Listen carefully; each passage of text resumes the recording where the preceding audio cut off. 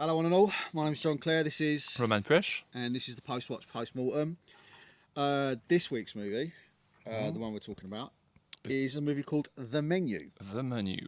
The reason why, like this week, because last 2 weeks, this is Roman has been suggesting the movies, but I saw a review by a guy called the Critical Drinker. I believe his name's Will Jordan. Someone who I think has got a very good eye for good movies. He spends a lot of time talking about rubbish movies, so it's nice to hear him talk about good movies in his inebriated state. And so I thought, all right then, okay, let's give this one a go. So, The Menu stars, which for some reason IMDb hasn't got up on here yet, stars Ralph Fiennes as this chef who puts on this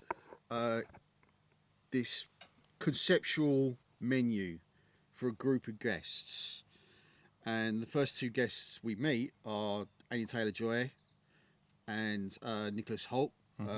They are for some reason not listed on IMDb. Go just on Google.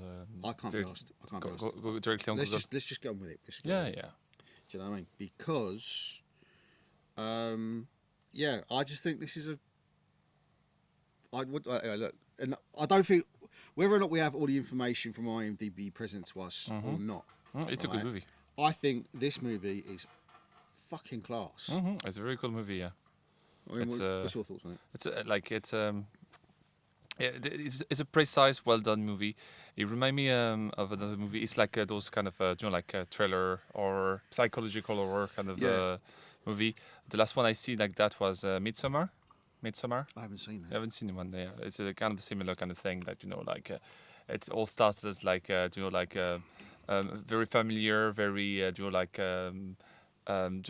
or less. It's just like a moment that you think there's not going to be anything wrong in there, and then you just become horribly wrong. One thing I will say, I don't usually do this, but I think with this movie I am going to do it because there's a particular turning point in this movie where it completely changes. Right, so I'm actually going to say spoiler warning. Yeah, the spoiler warning. If you haven't seen this, it's on Disney Plus now. Right, so if you haven't seen it, go and watch it. If you don't have Disney Plus, find out a friend who have Disney Plus and watch it with him. Yeah, nick their password and watch it. No, go watch it with him. Share the movie with someone else. That's actually a good idea. But yeah, it's because like with this movie, because now you've had your spoiler warning, we are now in open conversation. So if you are still with us at this point and you haven't seen it, then okay, great. Yeah. Welcome along for the ride. Yeah. The one thing I love about this movie is the initial setup, right? And the reason why I love about the initial setup is because initially it's like you assume Nicholas Hoult and Anya Taylor-Joy are a couple initially, a boyfriend girlfriend. Yeah, or at least going on a date. Yeah, you assume that because that's that's with the information that you've been left with. Yeah, so. And then all of a sudden these other people come along. They hop on this boat. To Those famous people and stuff like that. Or important. People. That's the thing is a movie influential. Those characters are like not commoners. They're not like anybody. They are not anybody else. They're not the hoi polloi. No, they're not. They're not the common. The common people. Yeah, these people are rich, influential people. Yeah, voilà. Right?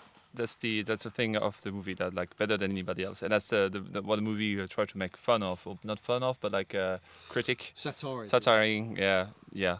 I like the movie as well a little bit. There's it's very like about like social class or do like artisanry and artistry. Yeah, definitely. Yeah, and I thought equally. No, to be a truly great artist, you need to be a great artisan. You know, you need to be a great workman before. I mean, but that's what I love about this. It's like because I'd say the two main characters in this are Anya Taylor-Joy's character and Ralph Fiennes' chef. Yeah, they're the two main characters. Oh, they carry the movie. Yeah, without a doubt. I mean, both. The rest of the cast is brilliant. Great cast. John Leguizamo was great in it. Yeah. I liked him in it. He's this like washed-up actor taking any role. It's basically Robert Downey Jr. No, or like no. No. He's a washed-up actor, right? I mean, Robert Downey Jr. I don't think. He was washed up, then became really famous. He's washed up again now. Probably, I don't know. He's a little bit. But yeah, it's like like John Leguizamo in it. I think he's really cool. I mean, he don't.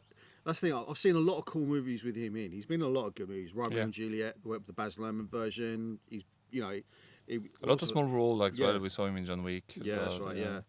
He's a really good actor. I liked him in a lot of stuff that I've seen him in. But I liked him.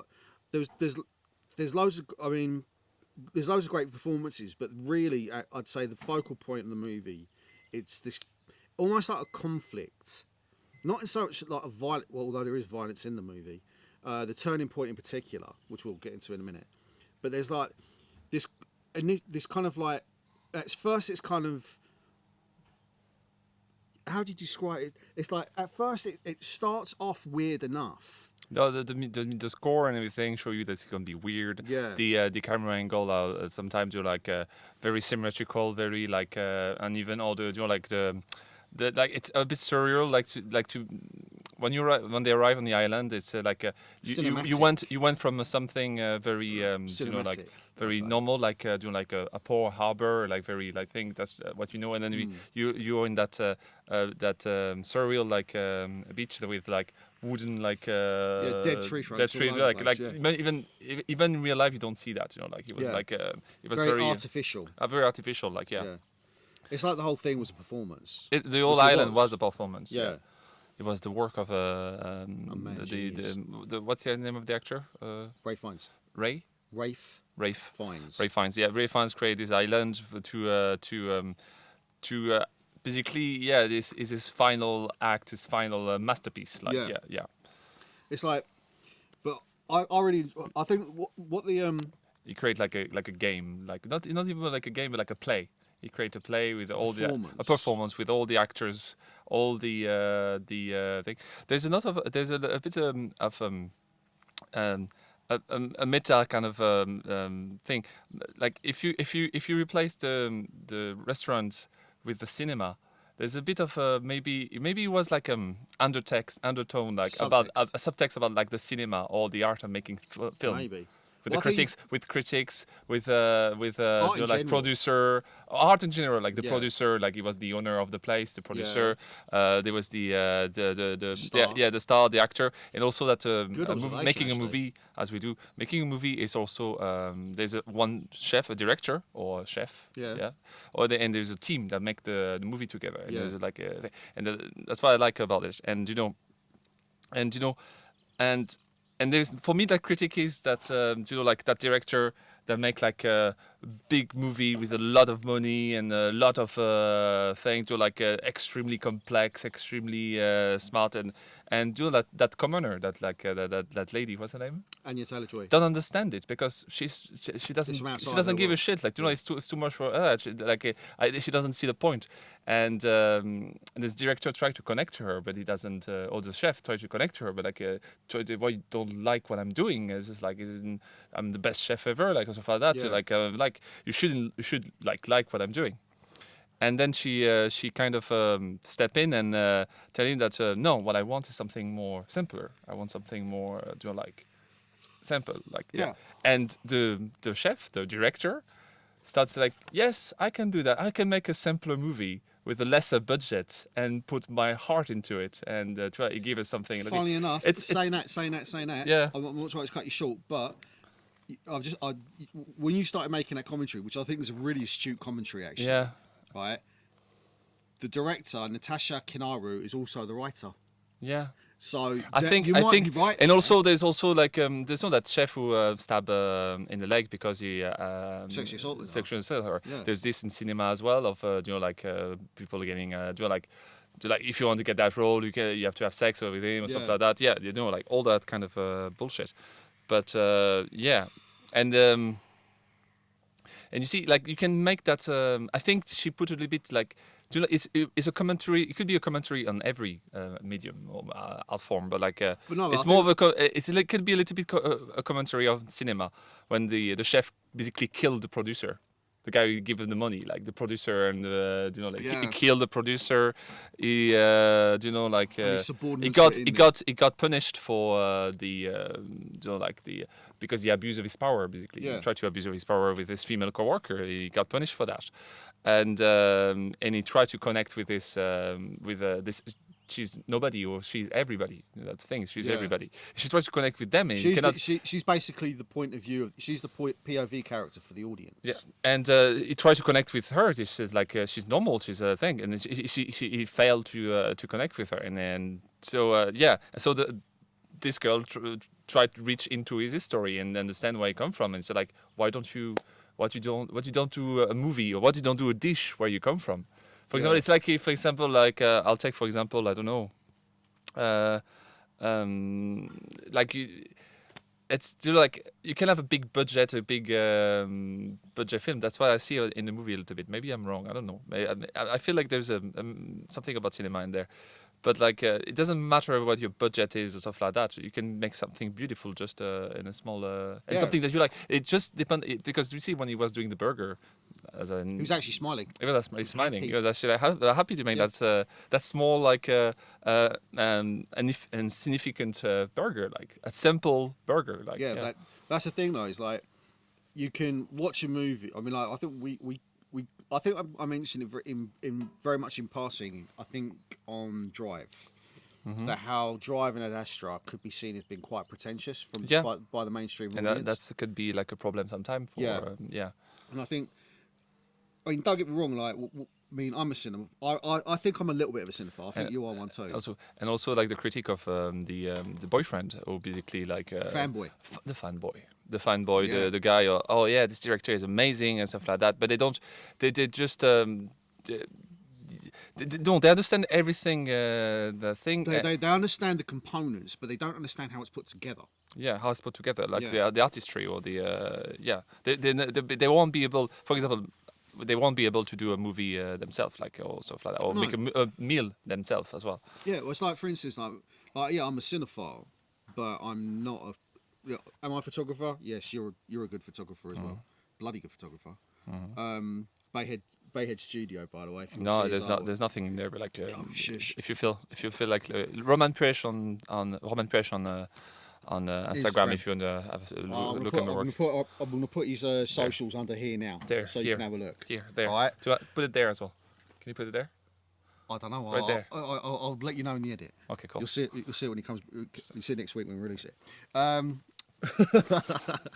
But yeah, so look, we're both photographers, so we have a understanding of, like, say, if you like cinematography, because in essence, cinematography is the in motion version of photography. But in terms of putting something together, telling us a coherent story, leading a team, all the different components that surrounds making a movie. I think like any criticism, I still maintain any criticism needs to come from a position of good faith. I think that's really important. And I think, like, just being a critic for critics' sake, like, for instance, there's a famous film critic in the UK, Mark Kermode, and he's well known for being he's well known for being a movie critic. He's well respected, well regarded, but I'm sure no matter how many books he's read on the process, no matter how many directors he's spoken to, that man has never, ever, ever put together a movie himself. And us either as well. We're talking a lot about this, but we never put a movie together. I mean, we've done little short bits and pieces, but it's not the same as like putting. Look, what we've done has no stakes. No stakes. You know? But like, sometimes you don't need to have stakes. You don't need to have like. Sometimes you can just do something you enjoy, and sometimes you're better like just doing something you enjoy. And this movie was like as well a little bit like like it's a service. Or you're with them, the one who take, or you're with us, the one who give. Yeah. And you give a service, you give something. And there's as a movie maker, you give something as well. Like you give your time, your effort, and your sweat and your tears. Yeah. And same as a chef, you give everything for the people to enjoy. Well, that's the thing. I think that's kind of useful because when it comes to any kind of creative endeavor, like most creative endeavors, like what I do, I'm a photographer, I'm an artist, right? But what I do is entirely down to me. You're a photographer, so what you do is entirely down to you. So there's the creative craft in what you do individually, but then you've got other creative avenues that require teamwork. Being in a band, making music. Well, you can still make it on your own. Yeah, true. But at the same time, like if you're in a band or an orchestra or something like that, there's so many different components that have to come together. Yeah, no, an orchestra for sure. Like Like with an orchestra, you have woodwind, you have bass, you have percussion, and you have a conductor, the and chef. then you have the conductor, the chef, so the director. So like, there's different art forms that require a team, that require and the amount, especially when it comes down to something that, because any kind of commercial art form, there are other constraints. I mean, like I've railed on marketing departments in previous podcasts. I've railed on financial people really not understanding creativity, and that is pretty well embodied in this movie as well, because you have these three young dudes. Do you know who we are? We're the people behind the money. Blah blah blah blah blah. Yeah. Who then get found out as being like they were basically thieving off of him. Yeah. I think it was. So like, there's all this kind of these interesting commentaries about it, about how, like, to be honest with financial people are risk averse and non-creative, so they don't really understand this. This is the strange dichotomy with cinema.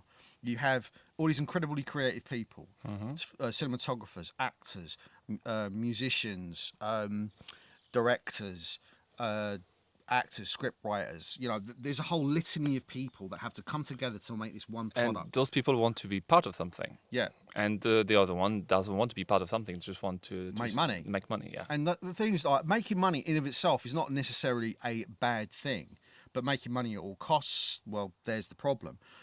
So you've got mercantilists and you've got artists coming together to make a product. The problem is, neither side really understands the other. Or the other, yeah, maybe. I would say.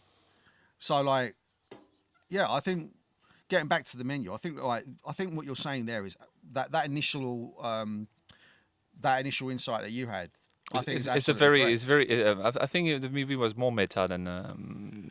There's kind of a subtext there. Maybe I saw the subtext there because we're watching movie and stuff like that. You know, like. But you can feel that subtext with anything you want. Like, you know, it could be political as well. You know. No, it cannot be political because. Not with this movie.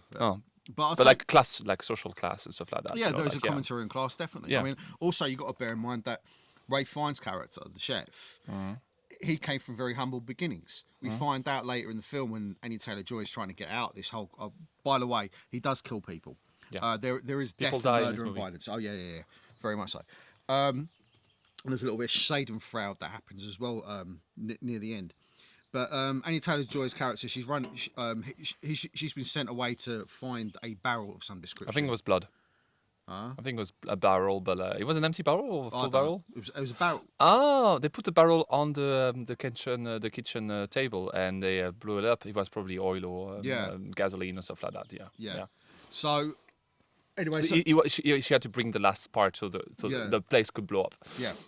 So that was her contribution to the masterpiece at the end, the grand finale. But like, how did look? Because I don't understand that part of the movie. We're gonna talk about the movie. We did a spoiler warnings. We did a spoiler warning. I know, but like, when he take her for the last time, ask her to retrieve the barrel. He pointed out that she failed to bring the barrel here. The hostess, the I'll say chef de rang, the Parlez-vous anglais? Chef de rang. Like I've been in the restaurant industry. You've been in the restaurant industry, but like I've been in high-end restaurants, in a high-end cuisine. Like she's the girl in charge of the staff of the floor. Oh, okay. There's two. Maitre d'? Chef de rang or maître d'hôtel, or maître d, okay. maître d'hôtel, and she failed thing. Why I don't understand what she went to fight with the other one. That's the part I don't understand. I don't know. Well, basically, like, because he castigated her, saying that she was supposed to bring the barrel. She was supposed to bring the barrel, but he asked her to do it instead. Yeah. And she turned around and said, "I'll do it for you, chef." And he was like, "No, you won't. She will." So Anya Taylor-Joy, she goes into because we're told at the start, no one goes into chef's apartment. No, it's a Chekhov rifle there. Yeah, of course somebody's gonna go to the chef apartment. Yeah, if they show you something at the beginning of a movie and say like, oh, we won't talk about this later. Yeah, they're going to talk about this later. Exactly. So like basically like the Chekhov's rifle is the reason why it's called Chekhov's rifle is because I think what movie was it in? It was not a movie. It was a play. And the play there was a fire. There was a rifle on top of the fireplace, and it was mentioned once at the beginning. Yeah. And then never mentioned again during the play. Which they also did in Shaun of the Dead. Yeah, it literally was the shotgun as well, the Winchester. The Winchester. And in this play, it's a Russian play, and basically they talk about that rifle. Or they just like they don't talk about it. It's just like, no, it's a nice rifle you have there, and then never talk about it. Yeah. And then you come back to the end of the thing, saving the day. Yeah. Just you point it out at the beginning. Yeah.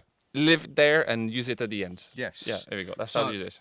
So anyway, she breaks into the house that shouldn't be broken into, only to find it being an exact replica of the restaurant she's just running from. Yeah, so there was a floor. His bed was in the middle of the table and stuff like that. And next there was the kitchen, the exact copy of the kitchen. Yeah. And then she goes into the office and she sees all this paraphernalia from his life, like old school TV and stuff like that.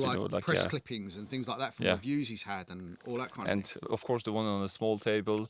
On the table in the middle of the room with a light shining into it, with a golden writing plaque writing there. Yeah. It was the moment when he was the only moment where he was happy in his life. Yeah, he was like serving a burger with a big smile on his face. Now, and you can see even when she's going through and seeing all the paraphernalia, like Ray Fiennes' character is like, no, it's not enjoying any bit. No, and the thing is like, at the end, the final confrontation, if you like.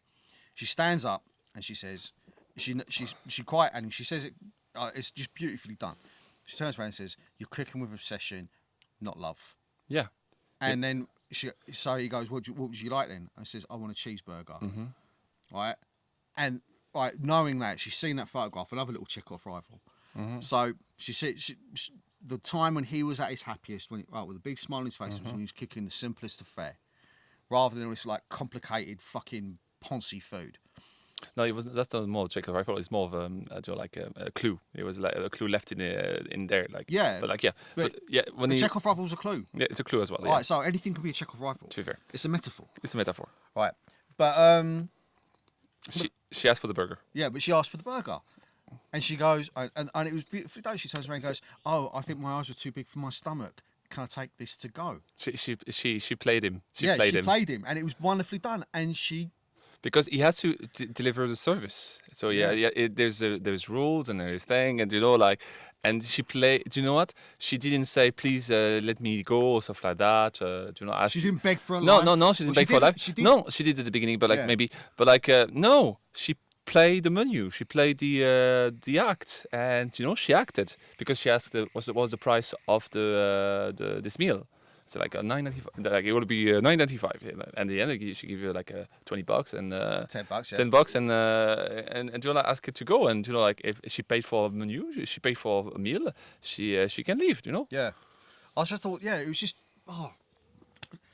sorry for the pun here, but chef's fucking kiss. Yeah, chef kiss, yeah. It was, I thought this was actually a really good film. I really enjoyed it.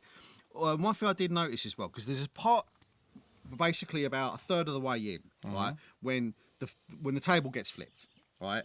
So at first they're coming in, they're enjoying the first food. It was the amuse-bouche. Yeah, amuse-bouche. They had just had the amuse-bouche. Right, they had the amuse-bouche. Mm-hmm. So next thing is like they come to the main course, right? And he brings out one of his chefs, and he starts turning around to him and says he dreams all his life of being a chef, but he's not good enough. No, you never be as good as him, because basically he's crying because he wants to get where he wants, but he doesn't quite have it. He has to suffer. He has to suffer to get where he is. Like it's a bit of I know it's a bit of and the chef present is this young chef. present his meal is called the mess. Yeah. The mess. Yeah, and that's the flip table moment. You're right. Yeah. But the thing is, so he turns around, he asks these questions. He says, "Right, do you want my life? Not my talent. Do you want my life? No, chef." And he's like welling up, and he's full of tears. Next thing is like the moment when when the penny finally drops and you hear it reverberate is when he puts the gun up to his mouth and he shoots himself in the head. Right, and it was all part of it because initially they come out, they bring down, they line the floor with a cloth, with a massive cloth. They put wreaths around it. They draw a plastic. When the chef say like the word the mess, like this, they put the curtain like to not splatter in the kitchen and stuff like that. Yeah. So next thing is what happens. He blows his brains out. They cut out the body, and everyone's thinking, "Oh yeah." No. Like, most of the people like were shocked and everything. Yeah, but the critic, the boyfriend. The critic. No. Oh yeah, the critic was like, "Oh no, it's part of the. It's stagecraft. It's stagecraft." And the critic is like, "Oh my god." Yeah, and then you had Nicholas Holt's character, the fanboy, being completely oblivious to anything. Even when he got slapped in the face or stuff like that, like he's oblivious to anything. And then in the end, what happens? Like, so it's just like this complete, like the table gets flipped, and then you'll notice also, like, if you know, in the before that moment, there was a more cinematograph words. Define your word. Like, what do you want? No, as in like the movie, like the camera work is a lot more cinematic. It was already cinematic, but if you notice, like the shot selection was very different. It was a lot wider, a lot steadier, a lot slower, a lot more deliberate. And then when the table gets flipped, but it's like also shaky cams and close-ups. Also, it's an emphasis on on stress or on distress and tension. Because when you're in a normal state or calm, everything is wider. You see more of the thing. You're like it's more space. There's more space. But like when you want to feel like pressure or you want to feel like stress or thing, you just like when you stress, you narrow everything down. You focus. Yeah. You get focus. You get like. Everything is like you see detail and stuff like that. When you're not focused, when you're calm, you can see everything around you. You feel everything. Yeah. And when you're stressed in a moment of panic, you focus on the narrowing your vision and thing. So that was what you felt like. Yeah, definitely. So the camera changed tone from that moment. Absolutely. Yeah. I didn't realize that, but like you pointed out, that's pretty good. Like the shots are more like narrower, they're like more zoomed in or stuff like that, And there's a lot more close-ups. Everyone looks a lot sweatier and a lot dirtier because like they're going through this like massively traumatic situation. Because this mad bastard who's fucking invited all these people he absolutely despises. Like these aspects of like his life that whether it's the washed up movie star only wanted to go there so he can promote his fucking TV show. Yeah, cooking TV show. Yeah, he's like around, the young financial people, like cocky little bastards who keep stealing from him. Yeah, who've stolen from him. The chef that no regard for like human life, closed restaurant and ruined lives. Yep. Yeah. And the two people, his regular customers, who could not even name a single dish that they've had in the 11 times prior. He even says to them, "You've been here 11 times." In this this one, one of the best restaurants in the world. Yeah. And you couldn't name one dish. And the wife looks up and goes, "Cod." It was the cod. It was cod. No, it wasn't cod. It was halibut. It was spotted halibut. It's just like little things like that. And so they're only going there because they can. Yeah. So it's like all these aspects that he really doesn't like. Yeah. Like or the last one is a bit sad. Like what school did you go through? Brown. Did you get a loan to get there? No. You die. You die. Sorry, lady. You die. It's fucking mate. It's a really interesting movie. I really enjoyed it. Do you know what I mean? I think I could really. mean, in terms of recommendations, I definitely could, because it's just, again, it's like one of those movies that really rewards you for paying attention. Like, for instance, like later on in the right, because like he has his mother there. And at first you notice she's there. Yeah, she's this is only lady on the table. Yeah. And then he comes in and he introduces her. This is my mother. My father. Like, she's an alcoholic, and my father nearly killed her, and I had to stab him in the fucking leg, and all this kind of thing.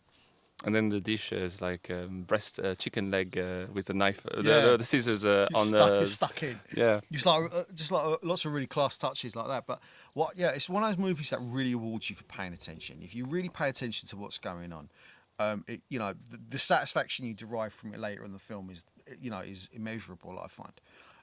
Because I love movies who do that. They kind of enable you to think. They really do make you think about exactly what's going on throughout the narrative, and like noticing things like a Chekhov rifle, noticing and having these like very cool callbacks.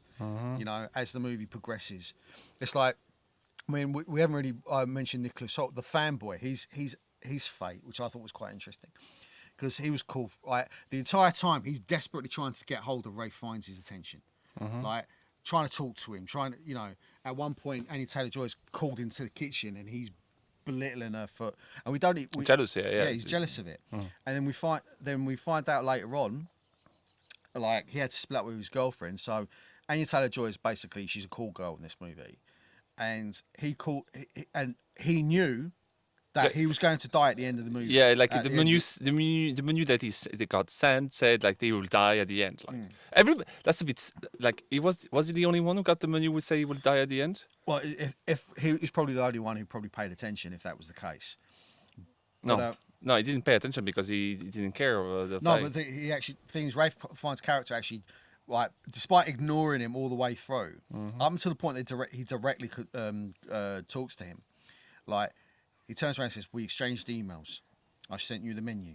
You knew what was happening." Oh, so he was the only one who knew what was going to happen. And he still went anyway because he wanted to be part of it. But the thing is, he was supposed to bring his girlfriend. Right? The girlfriend split up with him. So what does he do? What did the girlfriend did wrong? We never find that out. Oh, fuck's sake. We never find that out. But the thing is, so what did he do? He brought in Anya Taylor-Joy's character to fill in that position without telling her what was going to happen. But yeah, when she arrives, when she finds out, she just launches across the table and fucking clatters him. Yeah, like also when she arrived at the island and she asked her names and thing, and they have to tell both their name, and he gives the name of the other girl. Yeah, it was some German name. Yeah. Or Dutch name. I'm not too sure. But yeah. Just the fact that was the case. I mean, like, and then what does he do? So anyway, he calls him into the kitchen. He says, like, "You're my greatest fan. You know how to cook, do you? You know all my dishes and stuff like that. Yeah, you know by heart. Come into my kitchen." The Pacojet. Oh, you know how to use a Pacojet, don't you? Like, yeah. Oh, yeah. You know what a Pacojet is. Like, yeah, that's good. I don't know what. I know what a Pacojet is. What is a Pacojet? It's basically it's a sorbetier. It's basically you can put anything in it to make like sorbet or stuff like that. You know. Oh, okay. Yeah. So yeah, he's able to. But the thing is, like, the moment he's brought into the kitchen and put under the pressure, I love how it's done, because like everybody's looking at him. Everyone's looking at him, and he's standing there, and he's like, leeks, shallots, and he's there cutting, and he's making. A new way of cutting vegetables, I can see. Yeah, okay. Where he's absolutely butchering them, yeah. And then he puts the then he goes, lamb. So these lamb cutlets get put down in the pan, serves it up. And then he goes, right, he serves it up, and Ray, I was going to say Ray Winston there for a second. Ralph Fiennes turns around and goes, cuts it open, puts it in his mouth. Wow, that's shit. That's bad. That's bad. And like, you can, Nicholas Hoult, I've got to say, like, he's a good actor. He turns around, you can see the hope on his face, and then the utter dejection. And then he turns around, he takes the chef coat off of him, because he presents him with his chef coat before he goes into the kitchen. He gave it everything that he wanted. Yeah, everything that he wanted. And then when he didn't live up to his hero standards, he walks out the back, takes off his tie.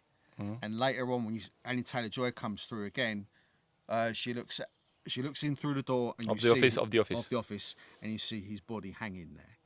It's just like, man, it's just like, it's so well done. And the thing is, like, as we've pointed out before, Anya Taylor-Joy is Anya Taylor-Joy's character is very much the audience POV character, and I've got to say, like, again, the two main focuses between Ralph Fiennes, who, look, we know he's a fucking great actor. He's been, he's what. Also, another thing I found really funny. I know it's a bit of a tangent, but Anya Taylor-Joy, Nicholas Hoult, Ralph Fiennes, all English actors, all putting on American accents. That's just an observation, not a critique, just an observation. But I feel that the one way can be made, but the other cannot be made. I think. Or it could be with a lot of work, but like I think it's easier for the English actor to have an American accent. Well, generally speaking, that is the case. Yeah. Because like most American actors who try to do English or Irish or Scottish accents, they suck at it. Mm. You know, Mel Gibson in Braveheart. Or Brad Pitt in Devil's Own. No, Brad Pitt in the Guy Ritchie movie. Oh, you're talking about fucking Snatch, yeah. Snatch, no, yeah. No, it was funny because he has. Yeah, he did that deliberately. The reason why, do you know why he did that? I know. I was pointing it out. I know why. But it was because of the Devil's Own. Because he plays this IRA character in it. He's got to do an Irish accent, and he sucked at it, right? So when he came to Snatch, they turned around to him and said, we need you to do a pikey accent. And Brad Pitt, being, he humbly turned around and said, look, I can't really do an Irish accent. I tried it in Devil's Own, it wasn't very good. So they turned around and said, all right, well, don't worry about it making sense. Just mumble. Just mumble. Yes, just mumble. It's what I was pointing out. It's just like, just mumble and that will be fine. Yeah, it works. And it worked. Because I don't know if I don't know if you've ever heard a gypsy or an Irish gypsy accent or a traveller accent or a pikey accent, as they're somewhat pejoratively known as in the UK. But most of them, they've got. I mean, even amongst Irish people, like we're living in Ireland, right? If you listen to the moment you listen to a traveller, you know straight away. You know straight away, right? It doesn't matter what part. I mean, they have a very because they're very isolated. They have a particular vernacular. So, same with every accent in every Well, yeah, I mean, I've got a very thick London accent, and some people find it very hard to understand me in this part of the world. Yeah, but I have a French accent as well. I can do nothing about it. I could work on it. To be fair, why would you? I could work on it. Don't. You can't, dude. You can't. Shut up. You can't do accents. In it. Fuck my. I could go. I did Arnold Schwarzenegger last time. I won't do it again. Was that? I was going to do Arnold Schwarzenegger, but I did last Yeah, time. yeah. So if you want to see me doing Schwarzenegger, just watch the previous video. Yeah, exactly. There you go. But yeah, I think, anyway, I think it's really interesting the fact that you had three top tier British actors. Like Anya Taylor-Joy, I've heard her in a few movies doing American accents. She was in Queen's Gambit as well on Netflix. A really good series. I haven't watched it. No. Check it out, man. It's actually really good. That's where I first saw her. I believe she was in some other. She was in like that. What else have I seen her in? Oh yeah, Last Night in Soho. Yes. We need to see that. I need to see that. Because I thought she was fucking brilliant in that. She's not only that. I mean, she's a very beautiful girl, right? Without meaning to sound creepy about this, she's a very beautiful girl. But she kind of reminds me of Natalie. What's her name from Game of Thrones? Not Portman. Natalie Dormer. She's got kind of this very elfish kind of look to her. Do you know what I mean?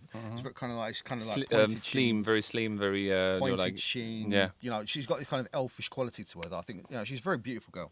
And I can see why. But the thing is, also, she's an incredibly talented actress because, you see, I mean, her performance basically as the point of view character, which is probably one of the hardest roles. Yeah, because she have to express the what the audience is feeling right now. You have to carry the audience feelings. Yeah, and you got to root for her. And the thing is, if you don't root for her, the movie doesn't work. Yeah.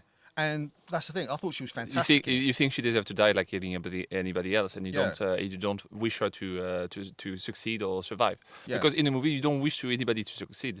Maybe you wish her to survive because that's the one you being identify with, and you have to care with. Yeah. Yeah. And it's also the one that every time something is happening, it's the one that gets you see her. That's as we say, when you see her, that's how you should feel. Yeah, exactly. So I think the way she held it down is fantastic. Especially again, she was acting against one of the Ralph Fiennes is a brilliant actor. Right, but I mean, what was I mean? There's there's a lot of things. I mean, everyone knows him from fucking Harry Potter as Voldemort, but there is more to that man's canon than just Voldemort. I mean, I thought he was really good in 1917. I thought he was really good. Well, most movies I've seen him in, He was in 1917? Yeah, he was. He was one of the British generals. No, it was 1917. It was one of the British generals. Though the only British general I remember in the 1970s was Strongman, Mark Strongman. Mark Strong. Mark Strong. Benedict Cumberbatch was. Yeah, that's the last one. Yeah. And that's it. It was not in the movie. No, it was not in that movie. Oh, what movie was he in? All right, I'm really failing as a cinephile right now. I'm gonna rely on Google Brain. Sorry. Google Brain, go on. But like 1917, also a good movie you should watch as well. Oh, definitely, like, yeah. definitely. And I think you confuse him with Mark Strong. No. No. I did not confuse him. You can't confuse Ralph Fiennes for fucking Mark Strong. Different voices. I love Mark Strong voices. Yeah, I know. He's your. I have a fetish for Mark Strong voice. Ralph Fiennes. Yeah. Grand Budapest Hotel, who's brilliant in that. Mm-hmm. We will do probably the podcast Grand Budapest Best Hotel. Mm-hmm. But let's have a look through. Grand Budapest Best Hotel. Yeah, the Grand Budapest. Yeah, excellent. Schindler's List. Yeah, of course he was. He was one of the general. Oh, he's in The King's Man. Oh, that's right. He was in The King's Man. He was like he was basically he was the first King's Man. No, the most recent one. It's the new mentor in the new King's Man. King's Man, yeah. Kingsman, the first something like that, or the something like that. Yeah. So hold on a second, let's go through. He was Inspector. Oh yeah, he's Q. He's Q, yeah. He's Q in the Bond movies. The new ones. Yeah, all the new ones. Because after was it Q? No, he was M. No, he was M. It was M, the new M. Yeah, the new M. Obviously, yeah, Grand Budapest Hotel.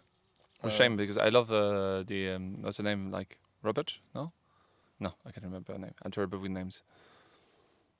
Oh, he was the bad guy in Bruges.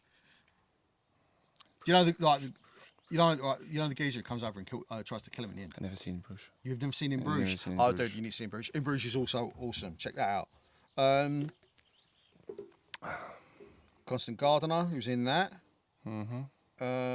Red Dragon, Good Thief, Spider. Look, he's been in a lot of good fucking movies, man. Yeah.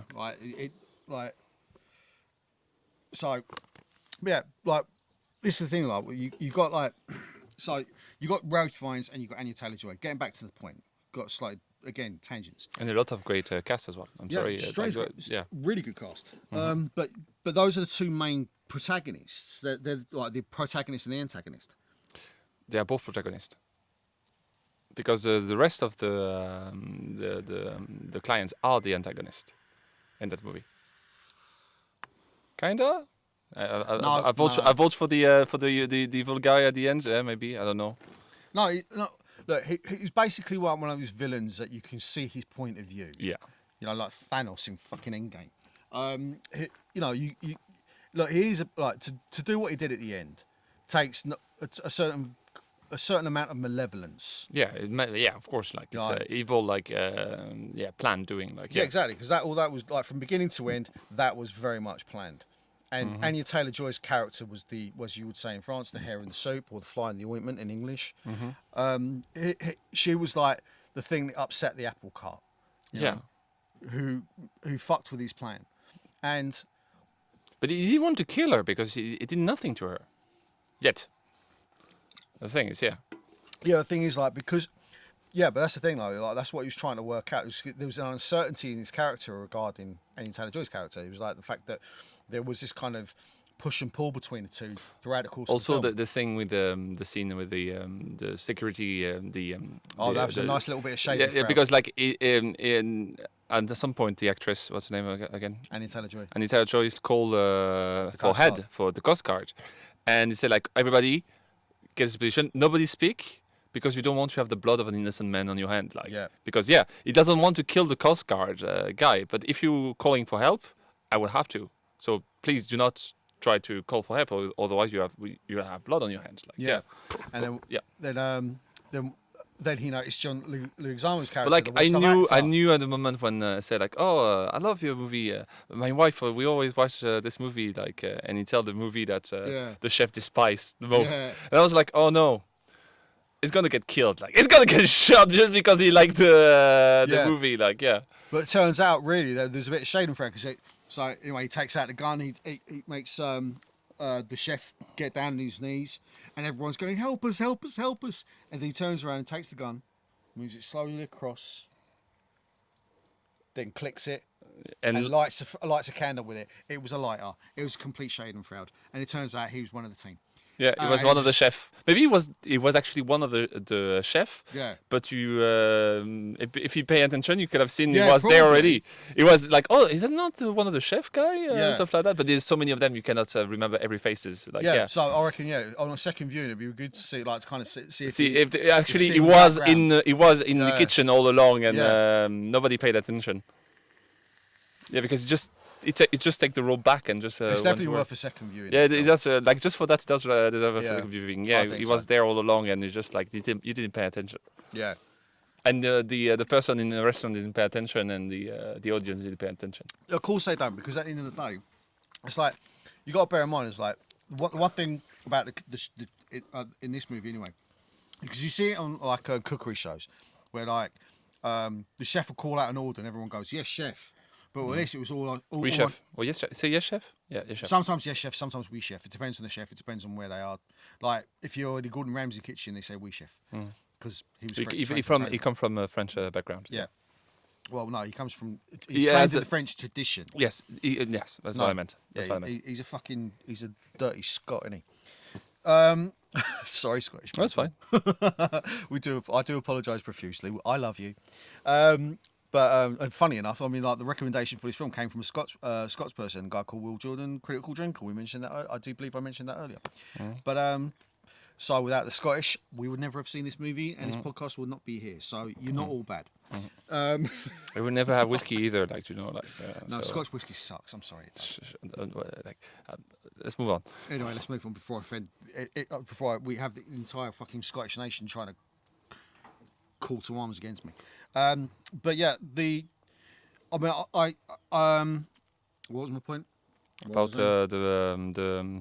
we're talking about the Coast Guard. Oh, we chef. The we chef, yeah. Yeah, right, so yes, chef. Yeah, everybody. Chef. So every time it claps, every time you say something, the kitchen is like one body and just like react. Yeah, it's like they turn around, almost militaristic. Yeah, it's like he claps his hands and they turn around, boom. You hear them all stamp their feet. Yes, chef. I mean, so like they are. It's not like they're just background characters. That they are a character in of themselves. The kitchen is a character. Yeah, it's like they give an embodiment to his power as the chef. You know, it's his army. It is his minions. Like, yeah. Well, no, things like you even hear it. Like I've heard Gordon Ramsay refer to his kitchen as his brigade. Which is a military term. So, like, do you know that's come from the French? He called it a brigade, but it's because in French it's brigade as well. It's extremely militaristic in France. Yeah. There's a chef, there's a sous-chef. So basically, you if you have a problem, you call to the next higher than you. So it's a chef. No, wait. There's a chef. There's a sous-chef. And there's a chef de section, so it's a section chef. Yeah. And the section chef have like commis, and the commis answer to the chef de section, with the chef section answer to the sous chef, and the sous chef answer to the chef. So there's a clear hierarchy. Yeah, it's a hierarchy in the kitchen. Yeah. So like I mean, so it's really interesting how they depict all that, and like also the food when the food comes out, especially at the start. I mean, it is horribly pretentious. Like that one part where he turns around and presents all the condiments and the bread. But that was because like the bread was because he said that bread was the poor people food. Like in France, for example, like the only way that people could feed themselves with bread. And when the national grain storage like were empty, like that's what created like revolution. Two of them actually. Because also like in Ireland, like because I used to remember my grandma used to make this. In Ireland, you know, solar bread. Soda bread, yeah. Yeah, well, soda bread's like basically because they didn't have yeast, they have to put baking soda in order to rise the rise the bread. That's why like in Ireland, like I'm from an Irish background myself. Like my parents are Irish. So whenever I've gone over to when we were kids, and we used to come over to Ireland to see our family. I remember one time in particular, like myself and my father, I've got relations up in County Clare, which is where my surname comes from, and we went into my dad's relations house, and his wife comes along, and she literally, as we walked in the door, she was pulling out soda bread, right? So she puts the soda bread on the table, we cut into it, and not only that, they had their own creamery, so they made their own butter. So out comes homemade butter and homemade soda bread. I'm cutting through it, taking the butter, putting it across, butter melts in. It was just like one of the simplest, most amazing things I've ever tasted. But it's still, yeah, and it's still the case. The bread is the poor people. Yeah, but like not poor people, but like common people. Like it's the food of the common people. Speaking of yeast, go on. Speaking of grain-made products. Yeah. Right, there's yours. Same for beer. Absolutely. Yeah, same for beer. Well, it's like with Guinness. Though, the reason why Guinness is black is because of, I know it's hard to believe in a day like today, but Ireland's well known for its very kind of temperate climate. And the reason why, what they used to do is they used to roast the grain. Which would blacken it, and then they would distill the beer from that. That's where Guinness comes from. That's why it's black. They roast it so they can preserve it longer, or so safer from because moisture. Because the grain was because like the climate in Ireland is a lot more temperate, right, and a lot damper, right. So the wheat would come in damp. So you have to dry them, otherwise you introduce like fungi and stuff like that. So they used to roast. They used to kill fungi. To kill fungi, all that kind of thing. And then obviously they go through the whole brewing process, and it come out as black, and that's why you got stout. Yeah. So, and I love Guinness. I mean, funny enough, Hop House 13, brewed in Ireland by Guinness. Yeah, hopefully brewed in Ireland. Yeah. It says it on the can, dude. Oh, that says it in the can. Also, I say I was a pessimistic one. Like, hopefully it is. With the day and age, it's like everything is exported and stuff like that. Yeah. Everything's made in China. We drink locally at John's Dockyard. Not locally. That's not local at all. That's a big company anyway. No. Anyway, well, we draw. Yeah. Well, it's not locally. It's like what we say. It's like nationally. Well, yeah, I mean, we do drink a lot of like Irish IPAs, because why not? That's lager. Well, this is a lager, but yes. Anyway, any beer. Yeah. Moving swiftly on. Yeah. But yeah, it's like it's really so. Yeah, I thought that was quite a funny little commentary in of itself. Like when the fact that when the bread comes out, like there's no bread. There's There's a note. There's the note. Also, like I like this is one particular. Like the critic turns around and she turns around and says, "One of the sauces was split." Oh, it was not right. No, it was split. She turns around and says, "Was it when you split with water? What? No, what does it mean?" No, it was one of the sauces, one of the little condiments. She noticed it was split.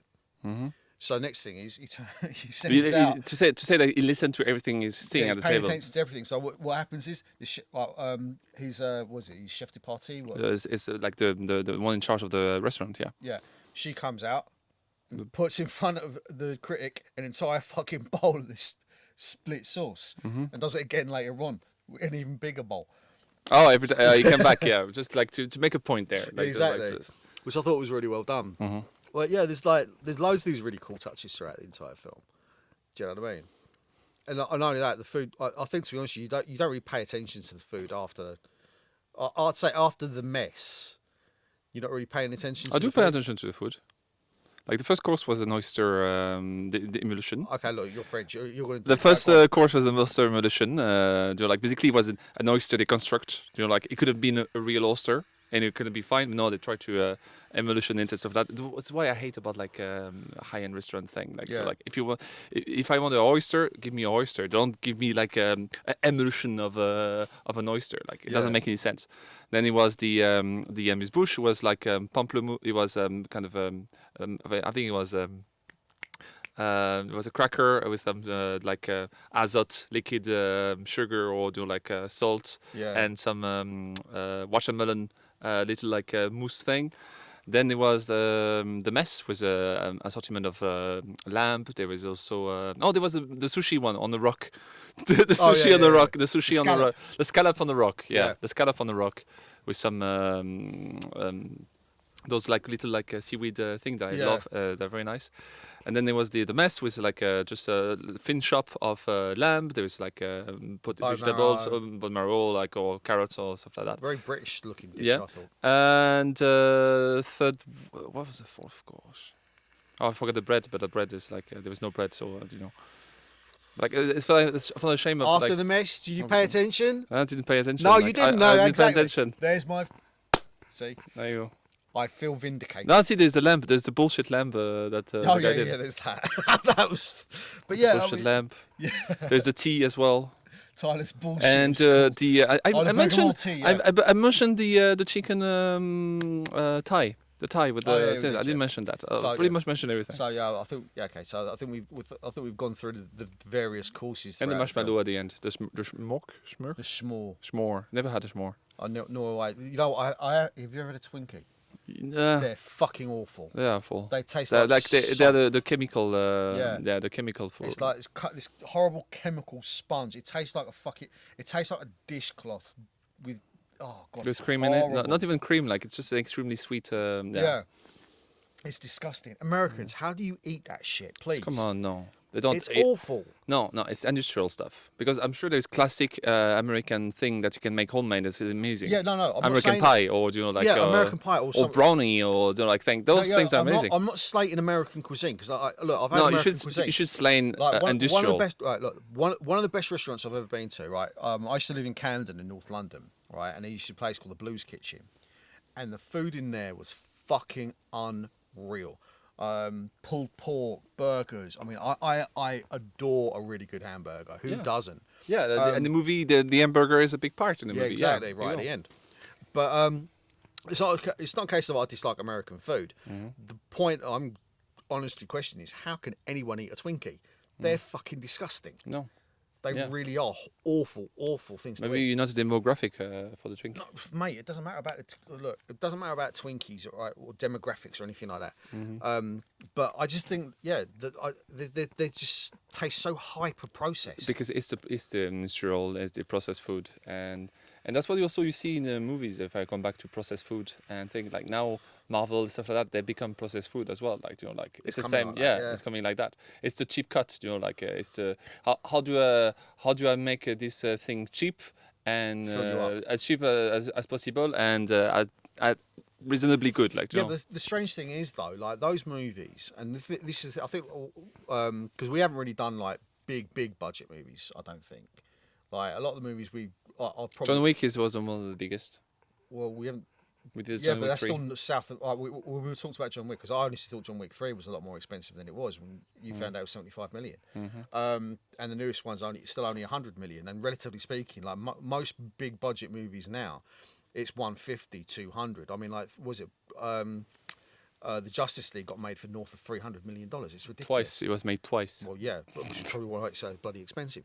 The thing is, like, it's not that I've got anything against like big budget movies. I think some like Roos movies, like in terms of Marvel, and I've slated them quite a lot, and justifiably so. I think, especially recently. But I thought Endgame was pretty good. I thought Infinity War was probably one of the best movies they've done. I'm a huge fan of the Guardians of the Galaxy. We need to watch the third one as well. Yeah, definitely. But it's pretty good. But I'm so like it's not as if like I don't like big budget movies. But the thing is, like, I think one thing that what we've done so far is that I really like it, and I've said this several times, and it's something I genuinely do believe in. Like, creativity is born of constraint. Mm-hmm. A movie like The Menu, I mean, we could look up the budget, I can't be asked. But if the budget would probably be about, 30, 40 million, if at a guess. 30 million, maybe 60 million. Right, okay, 60 million at the absolute highest end. And the thing is, like, you've still got these amazing performances. It's on for the most part, it's on a single set. Mm-hmm. But the island is a set as well. Like, But the majority of the film is taking place within the restaurant. And the one thing I like about this movie is the fact that it's so, you know, it's not about. I think, yeah, like there's only so much CGI, like CGI during at Jurassic Park.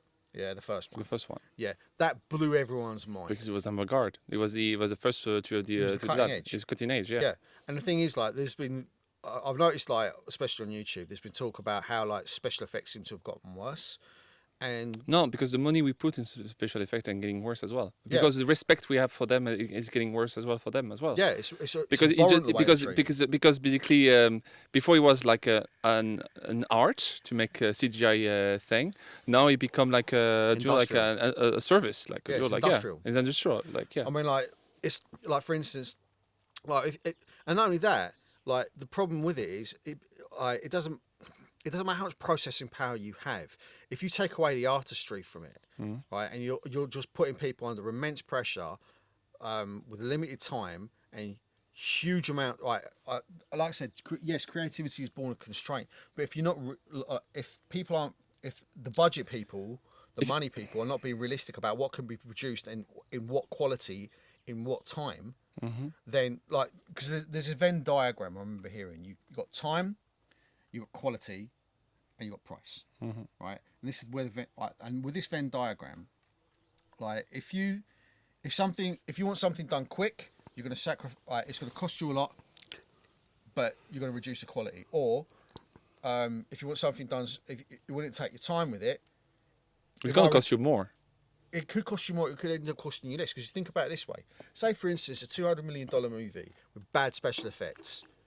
At the end, it's going to cost you. It's going to cost you in the box office. It's going to cost you. Right, well, we don't have DVDs anymore, but you, in terms of any revenue that you hope to make through streaming. But like the problem is, like, there's two types of movies. So some who ask for a CGI team or not a CGI company to make something, and some who ask for a CGI artist to make something. Well, the thing is, like, I remember. Have you ever seen Life of Pi? No. I watched it. But once. apparently, yeah, it's a beautiful movie, It's a and beautiful it rely a lot on CGI. Yeah, it relies, and the CGI is fucking outstanding. The company who Because made it went bankrupt. They won awards and they went bankrupt. Shame. Bananas, nuts. And the thing is, like, if you want quality, and this is the big problem is, like, when you're seeing quality movies being made, like The Menu, like Drive, like, I mean, I wouldn't even say John Wick. Like, I have my problems with John Wick. They're great stunt. They're great stunts. But the thing is, like, there's an artisanry Yeah. and stuntmen and stuff like that. Yeah, There's great absolutely. choreography. It's like it's one of the best choreographed movie of all absolutely. time. Like I said, I've got my issues with John Wick 3. Notwithstanding that, I can still appreciate that. The artistry. Yeah, 100%. Like, so, like, it's not just, but you can throw money and throw good money after bad at a problem. Or, like, you can, like, there's so many bad movies being made with massive budgets, because the idea is the special effects, the spectacle will be enough to bring in audiences. That isn't always the case. It's it's what Martin Scorsese says. It's a roller coaster. It's Yeah, but I also disagree with Martin Scorsese. Like, I respect Martin Scorsese. He's one of my favourite directors of all time. I do disagree with. Okay, most like a movie nowadays are roller coasters instead of being Kind of slating superhero movies that in the cinema. Look, I'm not going to turn around. The one thing I also don't say is I don't say art is not art, right? Or gatekeep as to what is art and what isn't. I don't like that. I don't. Art is art, right? But subjectively, not all art is equal. No. Right? Because, like, if the art is only created to make a budget, to make a dollar, then more often than not that art then suffers. But if you're willing to put dollars into great creativity, and you're willing to put dollars into great screenwriting, great cinematography, everything else, okay, sometimes it doesn't pay off. Blade Runner 2049, despite how beautiful and great that movie was. One of the beautifulest movie ever shot. Like yeah, but it didn't make money. But then Denis Villeneuve went on to make Dune, that did make money. Or he meant to make other movies that didn't make money. Yeah. Yeah, I mean, that's the thing. It's like, Christopher Nolan, one of the most respected movies of the last 20 years. You can't turn around and say his films are ugly. That was his studio, by the way. No, it was not Ridley Scott. It was Ridley Scott's studio. I think so. No, you say something. No, Scott Free. But I think no, that's another one. Production company. No, Maybe, I don't know. I think no, because the one of Ridley Scott is the one with the blackbird thing. Tony Scott. Yeah, that's Scott Free. Scott Free, yeah, okay. So, but I think they were the production company who made Gladiator. Ah. So I'm 100% sure. I'll have to look that up at some point. Can't be asked doing it now. But I think it's really interesting that you can make like the great thing about getting back to the menu is that this movie there's very little, if any, CGI. Well, there is the fire, or like a special effects. You know, like if you can make it in real, you have to do the special effect. Yeah. Yeah. So like, but I just think that the film, like, you can make amazing movies without having to rely on CGI.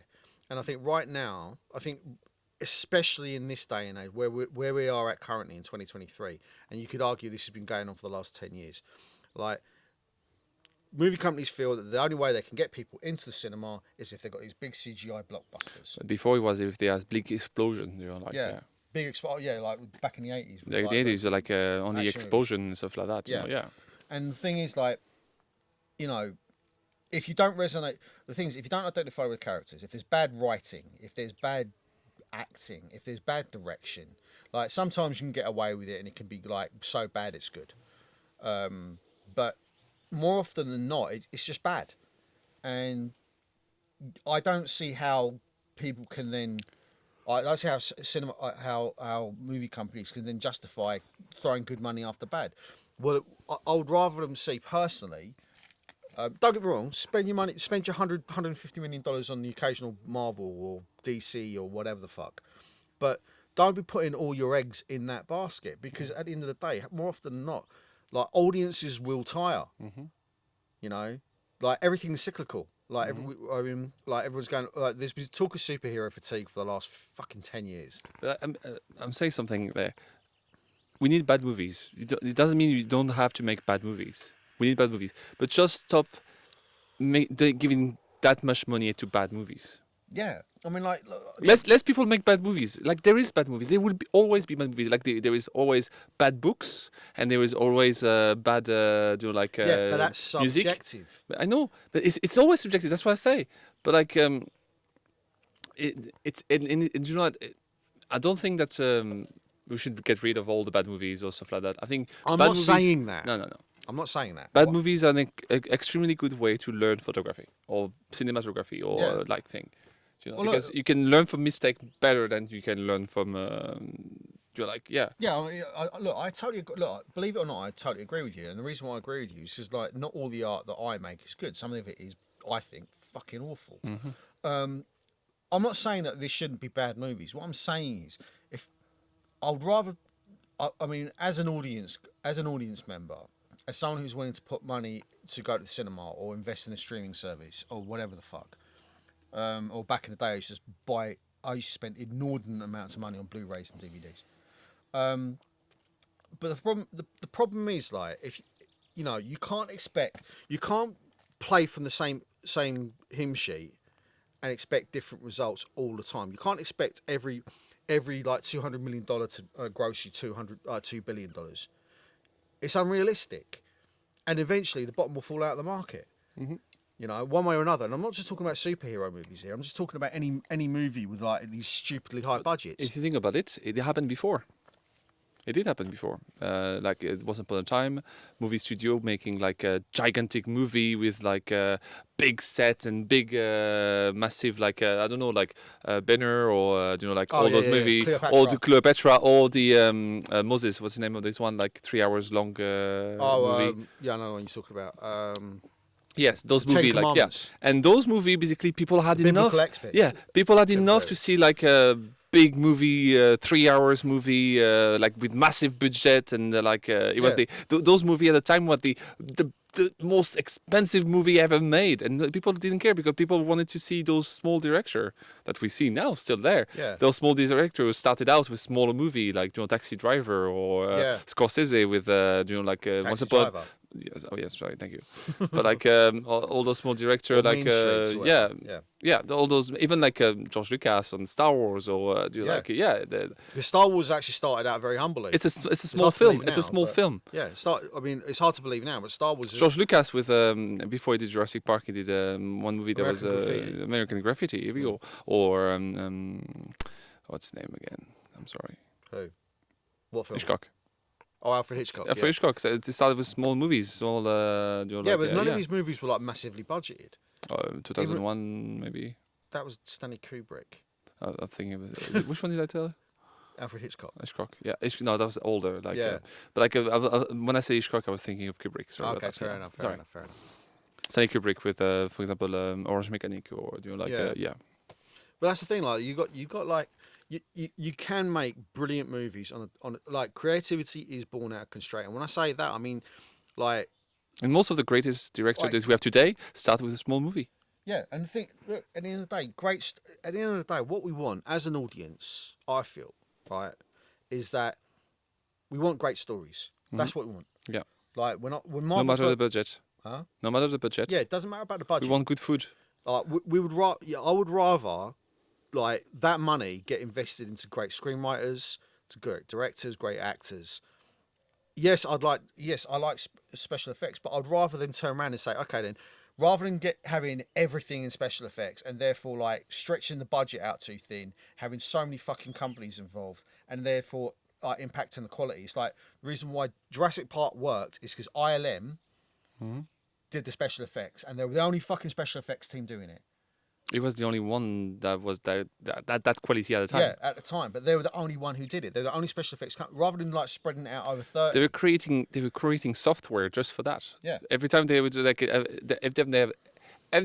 time they had a challenge, they created a software for that. Or they created like something to make it's it like work. early Pixar movies. Now Pixar's become almost industrial in its output. Yeah. And it's been affected because once upon a time, if you put out a Pixar movie, it was going to be a winner. Now, because so much work they put into it, But recently, like because the output has increased, there's been like what was that movie we saw? I watched recently Buzz Lightyear. What do you think of it? It's okay. It was a good entertainment. Like it was fine, but it was not. Would you say? I mean, because I haven't seen it myself. Would you say it's like a Pixar quality movie? No, it's not. It's just like it's a good Disney movie for kids. Like So that's the thing. It's like it's not the Toy Story 1 or 2. So that's the thing. Is like it's not. There's no point. Because Pixar's output has increased exponentially. Because it's like what do the money men say? They say, oh, Pixar movie make good movie. Make more money. So more Pixar movie, please. No, dickhead. The reason why they're able to fucking make you so much money is because what they're doing is they've got their budget and they're telling a fucking amazing story, and as a result, people identify with it, and they go back and watch it again, and they go back and reinvest in them characters in the sequel.